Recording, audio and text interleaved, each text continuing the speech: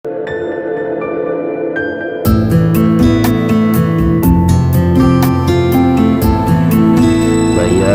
ilajil ghadabi ba'da hayjanihi. Ini keterangan mengobati marah sesudah bergejolaknya marah itu.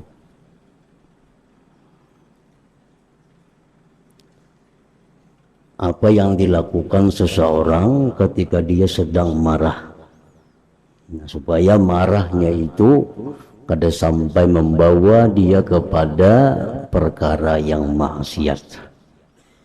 Nah, ini merupakan sesuatu yang wajib diketahui oleh setiap orang yang beriman, karena sifat marah pasti ada dalam diri kita. Dan di waktu marah itu apa-apa petunjuk agama supaya marahnya itu kadang membawa kepada perbuatan yang maksiat. Ma taqaddama huwa hasmun limawaddil ghadab hatta la yahija. Keterangan yang lalu itu menutup bagi bibit-bibit marah sehingga tidak bergejolak. Itu minggu lalu dijelaskan, supaya jangan sampai kita itu menjadi orang yang pemarah. Fa idza jara sababu hayjihi fa indahu yajibu tasabbutu hatta la yatarra sahibah ila al-amali bihi 'ala al-wajhil mazmum. Dan apabila terjadi sebab bergejolaknya marah, ketika itu wajiblah bertetap tasabbut, sehingga marah itu tidak mendesak orangnya kepada melakukan dengan kemarahan itu atas jalan yang dicela. Karena orang marah kalau kada tahu ilmunya, maka marah itu membawa kepada maksiat, menyumpah, mencela, bisa menampilin orang akibat dari marah. Nah, jadi ini wajib diketahui kalau kita marah apa yang mesti kita lakukan supaya jangan sampai marah itu membawa kepada maksiat. Wa innama yu'alajul ghadabu 'inda hayjanihi bima'junil ilmi wal amal. Dan hanya saja diobati marah ketika bergejolak itu dengan adunan, dengan himpunan ilmu dan amal. Jadi ada amaliyahnya, ada praktiknya, supaya marah itu jangan sampai lewat dari batasnya. Amal ilmu, adapun ilmu bahwa umurun, beberapa perkara.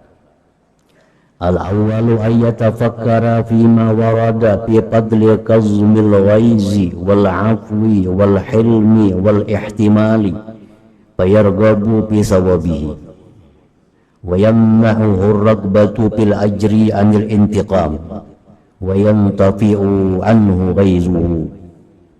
Pertama, bahwa berpikir seseorang yang sedang marah tadi, berpikir tentang hadis Nabi atau firman Allah yang datang pada keutamaan, kelebihan menahan marah. Di waktu marah sudah bergejolak dalam hati kita, kita ingat kalau marah ini ku tahan, ini luar biasa pahalanya. Karena Nabi menyampaikan demikian. Wal afwi, bagaimana keutamaannya memaafkan, wal hilmi, bersifat hilim, wal ihtimali, menyandang, maka dia gemar pada pahalanya, dan mencegahlah akan dia oleh gemar pada pahala itu daripada membalas atau menindak, dan padamlah daripada dia marahnya itu. Nah, ini pertama. Orang yang sedang bergejolak hatinya itu marah, kalau bisa masih ingat tentang hadis Nabi kayak apa, kalau marah ini ku tahan, pada ku ucapkan, Nah, apa pahalanya?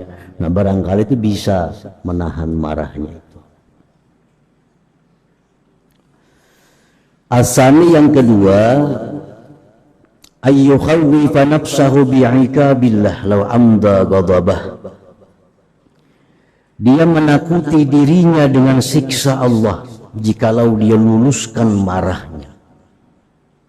Mun marah ni ku kabulakan, ku tulusakan, sehingga aku marah, bersesarik, bersumpah, aku takut disiksa Allah. Nah, dia takuti dirinya dengan siksa Allah jikalau dia luluskan marahnya itu. Wa hal ya'manu min ghadabillahi alaihi yaumal qiyamah, dan adakah dia sudah aman, adakah dia aman dari marahnya Allah atas dia di hari kiamat? Karena kalau orang itu mampu menahan marah di saat kita maksiat, Allah pun mau menahan marahnya daripada kita. Nah, itu balasannya.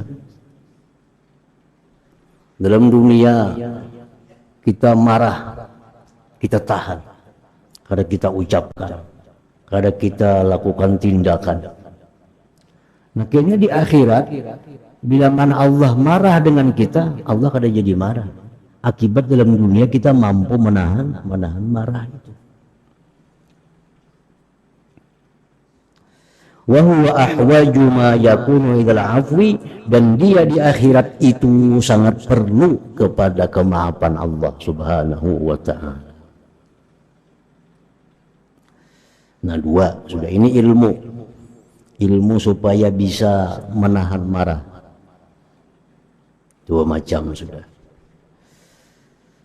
Yang ketiga, azalis ayyuhazzira nafsahu akibatal adawati wal intiqami wa tashammuril aduwi li muqabalatihi was-sa'yi fi hadmi agradihi was-samatati bi masaibihi wa huwa la yakhlu 'anil masaib.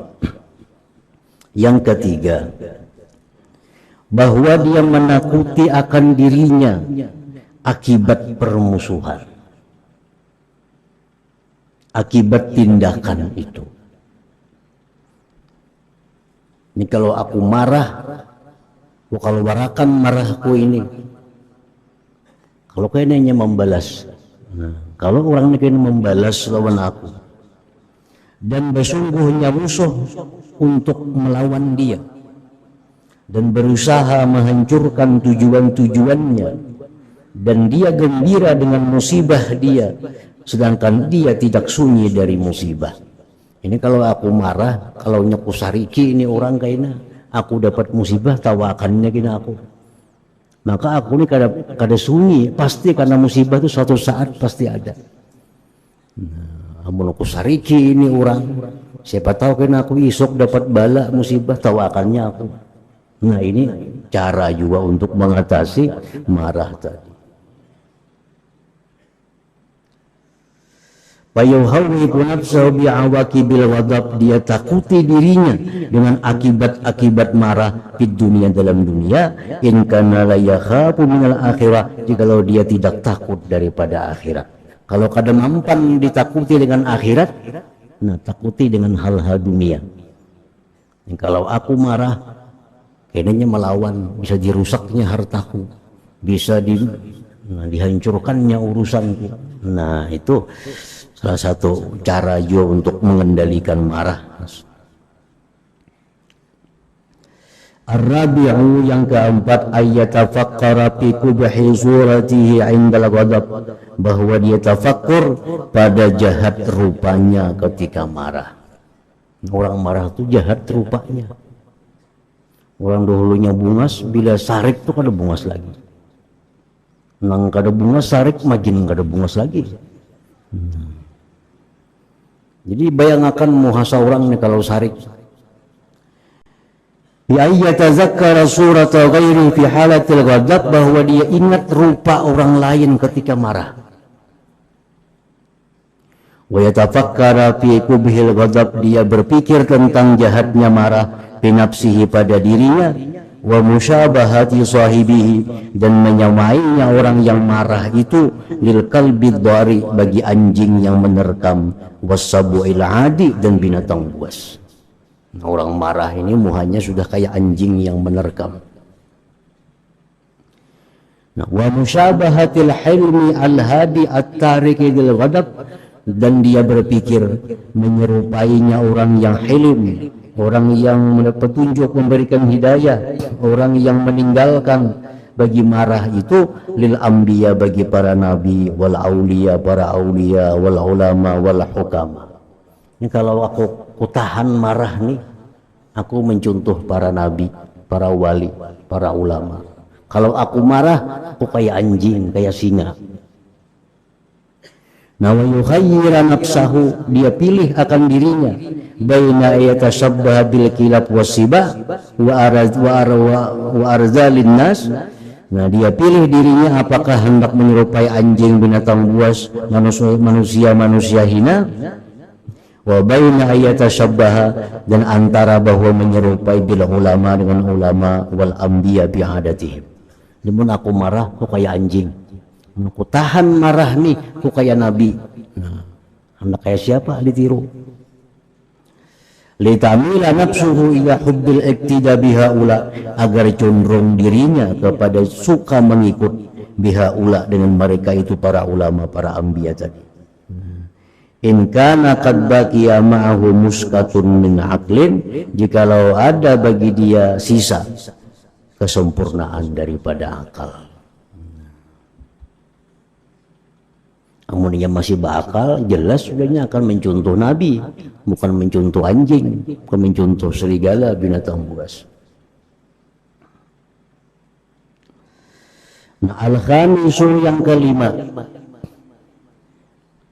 ayyatafakkara fis sababil ladzi yad'uhu ilal intiqam wa yamna'uhu min qazmil ghais. Dia tafakkur tentang sebab yang membawa dia kepada menindak dan mencegah dia dari menahan marah. Nah, ini hendak pada sudah berucap nang kada nyaman karena hati saring. Apa nang mendorong itu? Mun kutahan marahku ni apa? Mislu qauli syaitan lahu, ujar syaitan, inna hadha yahmilu minka 'ala al-'ajzi waz-zillah wa tasiru hakiran fi ayunin nas.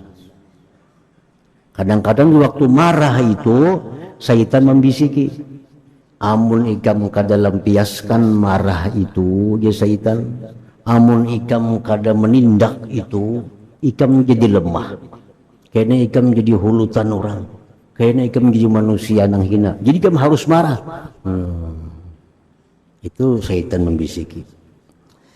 Nah, kalau itu masalahnya yang menyebabkan kita kada bisa menahan marah karena bisikan tadi, fayaqulu li nafsih, hendaknya dia mengata lawan dirinya, ma'ajabaka, alangkah herannya engkau, ma'ajabaki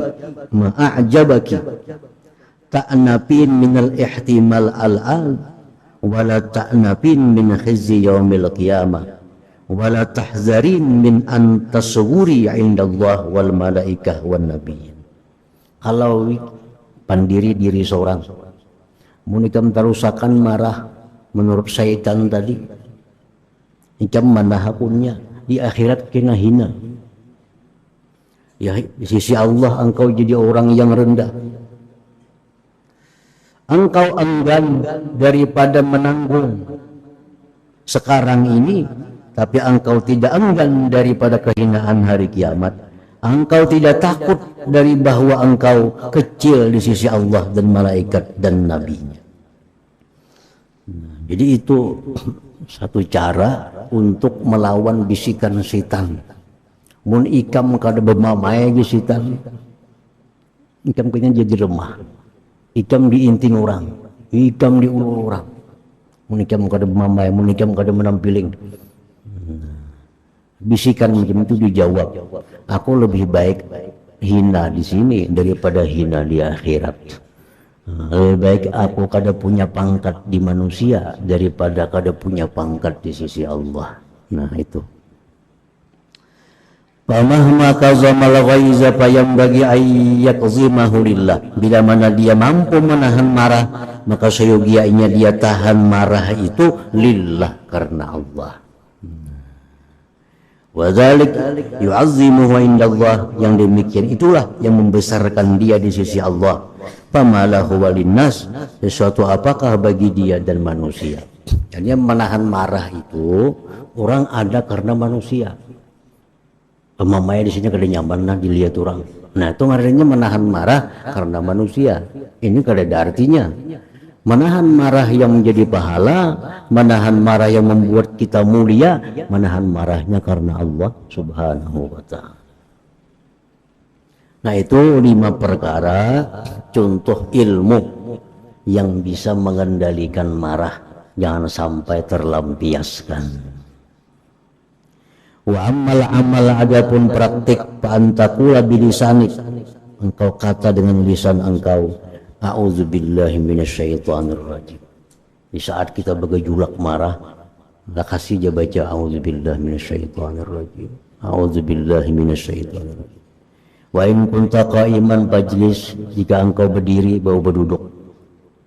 Kalau kita sedang berdiri marah, bawa duduk. Wa in kunta jalisan, kan kau sedang duduk marah, fattaji, bawa berabah. Wa yustahabbu ayatawadda bil ma'il barid, bagi orang yang sedang marah itu sunat berwudu air dingin. Fa innal ghadaba minan nar, karena marah itu dari api, wan naru la yutfi'uha, dan api itu tidak memadamkan akan dia illal ma'u, kecuali air. Nah itu sudah cara-cara menahan marah, jangan tak keluar. Ayu jahati no menggurak, supaya jangan tak keluar, jangan tak tangan, tak mulut, tak mata, tak batis. Baca auzubillah, berdiri bau duduk, duduk bau berabah, suruh berwudu dengan air yang dingin. Nah itu membantu untuk mendinginkan hatinya orang yang sedang marah tadi. Nah kemudian fadilatu kazmil ghaizi, keutamaan menahan marah. Melihat sepeda kita dirusak orang, hati menggurak. Melihat ada orang nampina mahina kita, hati menggurak. Amun ditulusakan nih bisa bermamai, amun ditulusakan bisa menampiling, tapi ditahan biar kita dalam hati aja menggurak, jangan tak keluar. Nah itu ada fadilatnya, ada keuntungannya kalau kita mampu menahan itu. Qala Allah Ta'ala, firman Allah, wasari'u ila maghfiratin min rabbikum wa jannatin 'arduha as-samawati wal ard u'iddat lil muttaqin. Bersegeralah kepada ampunan dari Tuhan kalian, bersegeralah ke surga yang lebarnya surga itu selibar langit dan bumi, yang disediakan bagi orang takwa.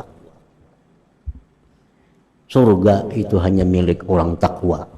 Orang yang dalam dunia ketujuh melanggar hukum Allah, dalam dunia kada menjunjung perintah Allah, pasti kada bakal ke surga. Kenapa? Karena dalam ayat disebutkan u'iddat lil muttaqin.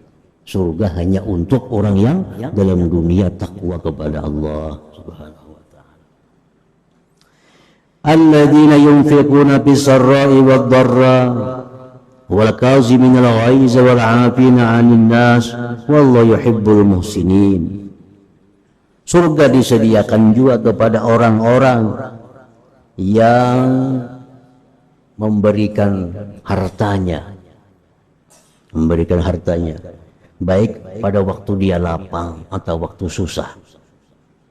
Ini masuk juga ke dalam surga. Orang yang ketujuh bersedekah walaupun dia sedang susah, apalagi nyaman, tetap bersedekah. Wal kaziminal ghaiza. Nah, ini maksudnya. Masuk juga ke dalam surga itu orang yang mampu menahan marah. Mampu menahan marah. Wal 'afina 'anil nas, yang memaafkan kesalahan manusia. Wallahu yuhibbul muhsinin, Allah mencintai orang-orang yang berbuat kebaikan. Dalatil ayatu menunjukkan firman Allah tadi ala annal kazimina minal muttaqin, bahwa orang yang menahan marah itu bisa dikatakan orang yang takwa. Annal kazimin minal muttaqin, bahwa orang yang mampu menahan marahnya kada sampai taka mulut, taka tangan, taka batis, cukup dalam hati aja, itu digolongkan orang takwa. Wa anna maghfirata rabbihim, ampunan Tuhan tanaluhum, sampai kepada mereka. Wa jannatahu, dan surganya, uiddat lahum, disediakan bagi mereka itu. Jadi menahan marah, Allah tuh kalau melihat manusia maksiat, Allah marah. Allah melihat orang yang zalim menganiaya makhluknya, Allah marah. Tapi Allah tahan marahnya. Allah tahan marahnya. Sehingga kada langsung dihukum oleh Allah, kada langsung ditindak oleh Allah. Kalau kita melihat yang haram, Allah marah. Tapi Allah kada langsung menyakitkan mata kita. Kita melihat yang haram, sakit mata dalam itu kada. Pada Allah marah, tapi Allah tahan. Nah, kalau kita mampu demikian, berarti kita sudah berakhlak dengan akhlaknya Allah. Berakhlak dengan akhlaknya Allah. Ampun kita diganggu orang, kita disakiti orang, kita marah, tapi kita tahan. Nah, kita sudah berakhlak dengan akhlaknya Allah. Sudah berakhlak dengan akhlaknya Allah. Jadi amal perbuatan manusia ini dalam hal ibadah taat ada dua. Ada amal ibadah yang khusus untuk hamba. Sembahyang itu hamba. Puasa hamba. Ada Tuhan sembahyang kadada. Ada Tuhan puasa kadada. Nang puasa nang sembahyang itu hamba. Tuhan kadada sembahyang, kadada puasa. Nah, amalan itu amal khusus untuk hamba. Nah, yang kedua ada amalan yang dari rububiyah. Amalan yang mencontoh akhlak Allah. Memaafkan. Nah, itu mencontoh akhlak Allah. Allah pemaaf. Penyantun. Itu akhlak Allah. Kalau kita jadi penyantun, kita berakhlak Allah. Kalau kita menahan marah, kita berakhlak dengan akhlak Allah. Nah, pahalanya mana besarnya antara dua ibadah? Orang yang memaafkan kesalahan manusia, itu akhlaknya Allah. Nah, itulah yang disebut orang yang takwa kepada Allah Subhanahu wa ta'ala.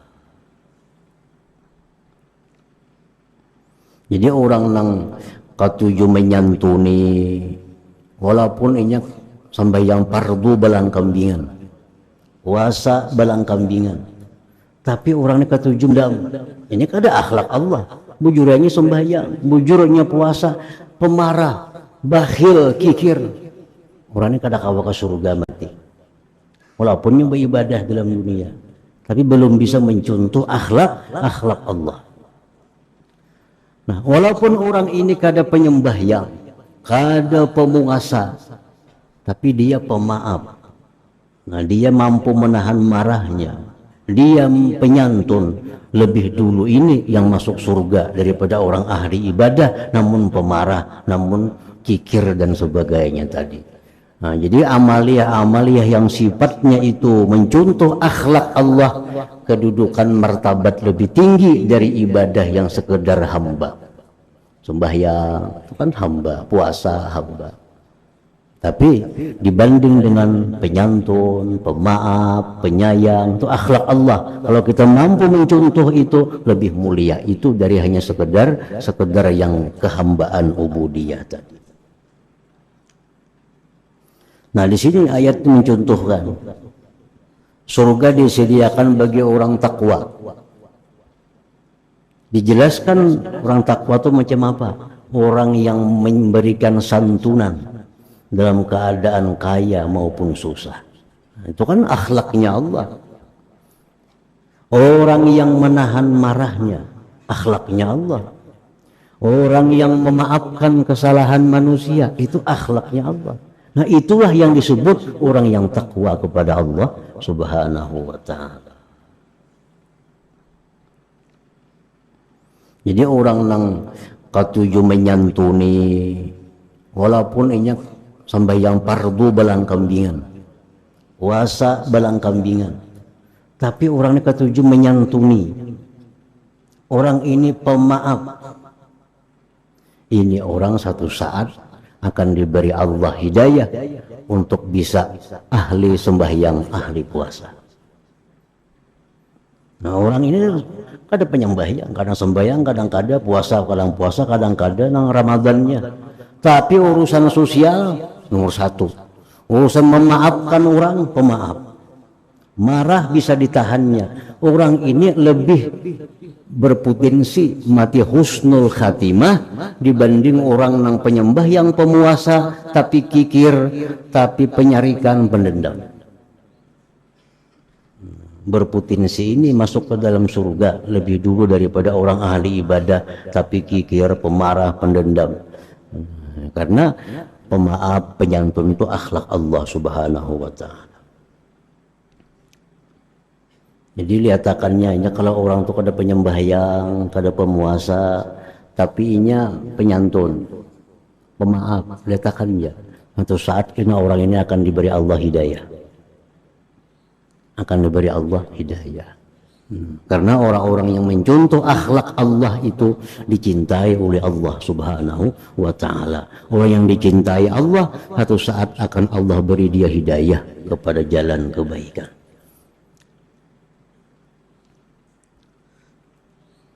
Wa qala sallallahu alaihi wasallam, "Fama afdala hadzal jaza", alangkah afdalnya ini pembalasan Allah terhadap orang yang menahan marah tadi. Wa qala sallallahu alaihi wasallam, "Man kaffa ghadabah, kaffallahu anhu azabah." Siapa yang dalam dunia mampu menahan marah, hati sarikai tapi kalau diucapkan, Allah akan tahan azabnya kepada orang ini. Di saat dia maksiat, di saat dia melanggar hukum Allah, karena dia suka menahan marah, Allah pun akan tahan azab daripada orang itu. Wa man i'tazara ila rabbih qabilallahu uzrah, siapa yang minta uzur kepada Tuhan, Allah terima uzurnya. Wa man khazana lisana, siapa yang menyimpan lisannya, mulutnya, satarallahu auratah, Allah tutup aibnya. Wa qala sallallahu alaihi wasallam, dan sabda Nabi lagi, asyaddukum man ghalaba nafsa indal ghadab. Ujar Nabi, orang yang paling kuat di antara kalian itu orang yang mampu mengalahkan nafsunya, dirinya ketika dia marah. Itu orang kuat sebujurnya. Mesti marah tapi ditahannya, kawa menahan, itu orang kuat.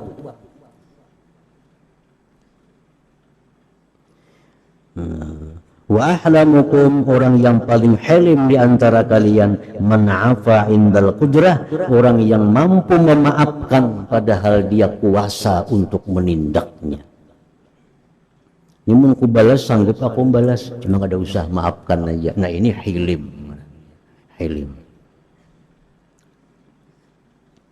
Waruya anna rajulan min jufatil a'rab qala li Umar radhiyallahu anhu, diriwayatkan bahwa ada laki-laki dari orang dusun Arab, orang Badawi. Orang Badawi ini orang yang kada tahu dia takrama, hidup di dusun, jauh dari pergaulan kota. Pakaiannya, tingkah lakunya, tutur katanya itu kada baatur, kada takrama.